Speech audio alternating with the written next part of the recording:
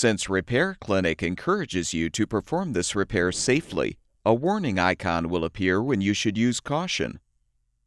To replace the air filter housing breather tube on your Honda engine, you will need a small flathead screwdriver. Before you begin the procedure, make sure the engine has cooled. If still intact, pull the old tube out of the breather cover plate, then detach it from the air filter housing port.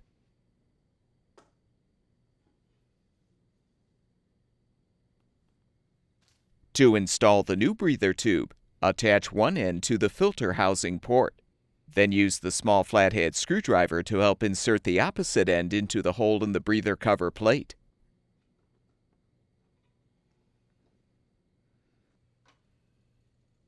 Approximately 1/4 inch of the tube should be inserted into the hole.